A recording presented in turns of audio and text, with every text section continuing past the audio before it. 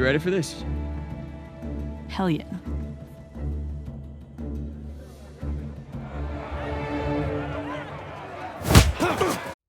Uncharted 4: A Thief's End is the latest installment in the adventures of Nathan Drake, the star of the treasure-hunting pulp adventure series.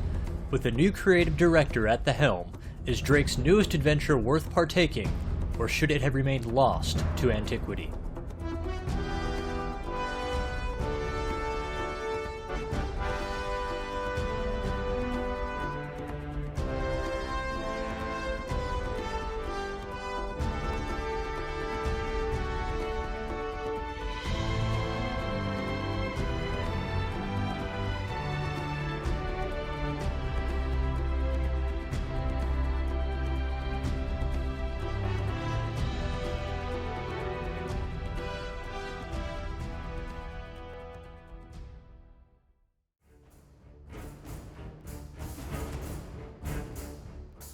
Here, you'll need this. You remember how to use it? Yeah, it'll come back to me. If you've played past Uncharted installments, then you will find yourself on familiar ground in A Thief's End. It offers more of what we've come to expect from the series, but what we've come to expect is derivative and repetitive cover-based shooting mechanics, punctuated by rudimentary stealth sequences, uninteresting wall climbing activities, and visually breathtaking but ultimately shallow set pieces. Uncharted has always been significantly more fun to watch than it is to play, and, unfortunately, that remains true here as well.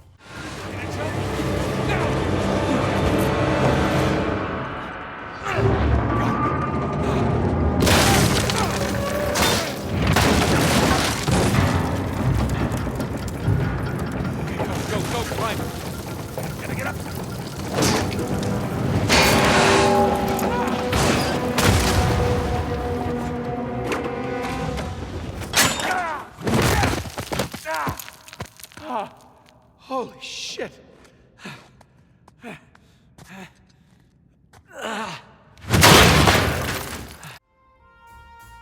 Thankfully, the series' trademark gameplay does not go completely without development. Wall climbing has been an integral part of past installments, but only ever required the player to follow linear paths, sometimes dealing with highly telegraphed collapsing ledges. This aspect of wall climbing returns for A Thief's End, but is bolstered by a rope that allows the player to swing from fixed points, then later on a python that allows the player to create their own grips on certain kinds of terrain. These new abilities, combined with multiple paths to each objective in much larger areas, makes the climbing activities far more engaging. What was this? Nadine!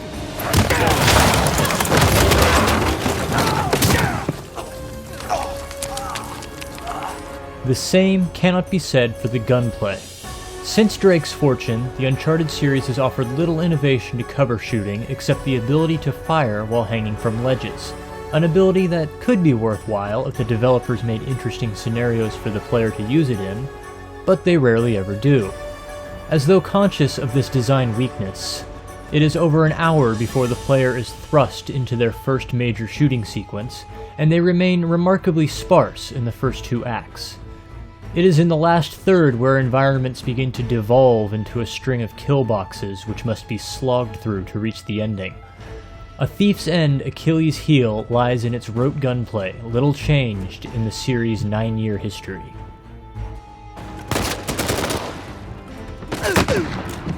Past Uncharted titles have been criticized for their tacked-on stealth mechanics, but after the more robust stealth in The Last of Us, there was hope that Uncharted 4 would follow in its footsteps. This is not the case. A good stealth game is as much about controlling your enemy's movement as your own, but players have almost no ability to attract guards to specific locations.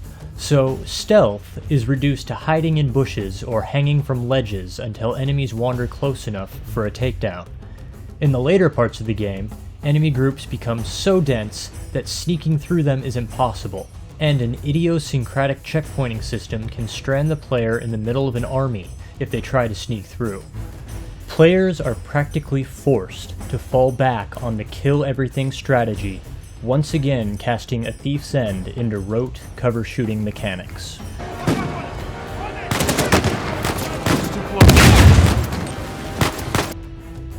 With much larger, more detailed areas to explore, A Thief's End is certainly a treat to inhabit.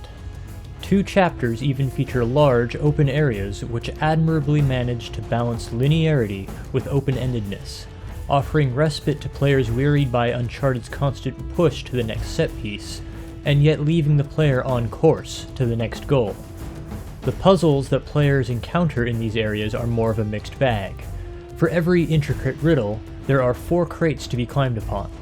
Crate puzzles become such a crutch for the game that players will begin expecting one to appear when they encounter a ledge just out of reach, and they are rarely proven wrong. You're already up here? Where were you? Finding a way to get you up here. All right, let's jump across then. After the success of The Last of Us, one of the most exciting announcements about A Thief's End was its writer and co-director, Neil Druckmann, would be joining the development team.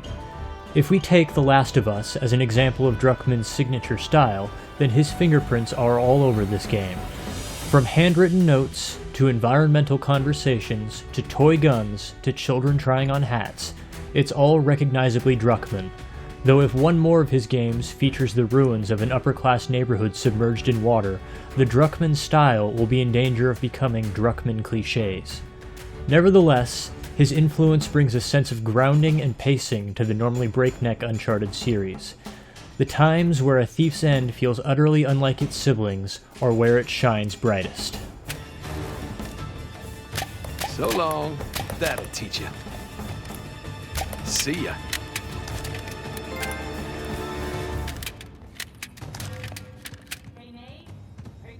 The story of A Thief's End picks up in the aftermath of Uncharted 3: Drake's Deception. Nathan Drake has abandoned his adventuring ways and retired to an ordinary life in New Orleans with his wife Elena. Though he seems happy, it is apparent he is struggling with normalcy. Ah! What? Where are you? I'm in here, being stabbed with a fork. Oh, really? What? Just keep going. It was interesting. Escape comes in the form of his long-lost brother, Sam Drake, who arrives with a new lead on the treasure he seemingly died trying to retrieve. With the help of his old mentor Sully, but keeping it a secret from Elena, Nathan leaves with Sam on a globe-hopping quest for a lost haul of pirate treasure. A Thief's End is a very different story from its predecessors. Though it seems to follow the same formula, Nathan solves clues across the globe in search of a map to a mythical city, in this case the pirate nation Libertalia, the focus here is much more on the relationship between Nathan and Sam. Sam, having spent the duration of his brother's adventures in a Panamanian prison, has not developed Nathan's conscience or his weariness with treasure hunting. This duality is highlighted by the clues left by pirate captain Henry Avery, based on the thieves who were crucified alongside Jesus Christ. Jesus? Dismas on the left. Penitent thief? Gestus on the right. Jerk thief. It's a fascinating character study, which unfortunately disappears, seemingly forgotten, once the pair reach Libertalia. This is symptomatic of one of the weakest parts of the plot. It deliberately shies away from any conflict between its heroes. When Sam arrives, Nathan hasn't spoken with Sully for 2 years. You could call Sullivan. You haven't seen him in Elena, what, 2 years? Could we please drop this? And yet he joins the caper without a hint of resentment. It's been a while. Too long, boyo. Nathan and Sam part on bad terms near the climax. Sam, hey, listen to me. If you do this, I'm not coming after you. You hear me? When they inevitably reunite, their disagreement isn't even mentioned. Most egregiously, when Elena finally catches Nathan in his lies, she disappears for a few hours of plot, then returns to save the day at the last minute, having worked through most of her anger completely off-screen. After the stellar character work in The Last of Us, it's disappointing to see all interpersonal conflict in A Thief's End brushed away with no finesse or subtlety. The lack of resolution in character conflict is the result of an extremely rushed final act. Early in the game, a subplot follows the pirate captain Henry Avery as he founds Libertalia and gathers followers from among the crews of the most noted pirates in history. Avery and two holding court over their captains. Looks like they're writing their code of conduct. Pirate Bill of Rights. But when the Drake brothers arrive at Libertalia, the plot needs Nathan to realize that his pursuit of treasure is bad. So Avery is revealed to be greedy and paranoid, his noble quest actually a scheme to rob all the pirates of the world of their wealth. All the deep wells of character conflict evaporate just to drive this point home. By the time the credits roll, obvious lessons have been learned, the villain has been defeated, and everyone lives happily ever after.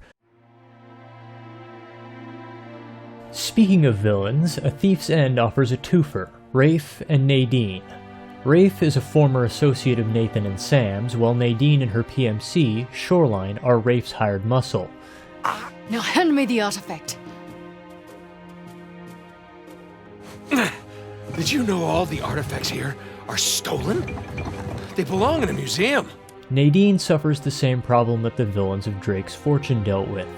She is totally uninteresting as a villain, having no apparent motivation for the treasure. Rafe, meanwhile, is driven by feelings of inadequacy due to his inherited wealth, as well as jealousy of Nathan's success. Nathan Drake is a legend. I shot the man who told me that. I had everything handed to me on a goddamn silver platter. I earned this. All of it. This makes his hiring of Nadine and Shoreline completely illogical. Had he succeeded, he would only have gotten the treasure because of the wealth he was trying to prove he didn't need. Nadine and Shoreline only exist in the story to give Nathan faces to shoot at in a story that, frankly, would work fine without their presence in a game whose gunplay is already its weakest point. Oh, and for bonus points, A Thief's End continues the Uncharted series' perfect batting average on abysmal final bosses. I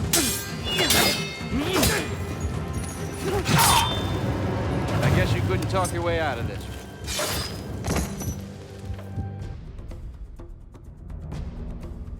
Uncharted 4: A Thief's End is surely the crown jewel of the series.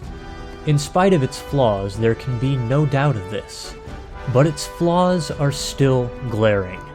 Large, detailed environments and improved climbing mechanics only make the derivative cover shooting and rudimentary stealth more glaring. The graphical fidelity is incredible, the motion capture is masterful, and Nolan North and Troy Baker give phenomenal performances as Nathan and Sam Drake.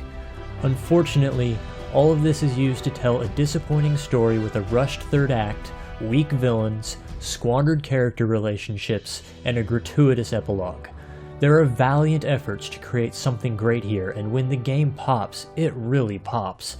But its majority is unable to transcend being a run-of-the-mill sequel to a last-gen game. I grade Uncharted 4: A Thief's End a C.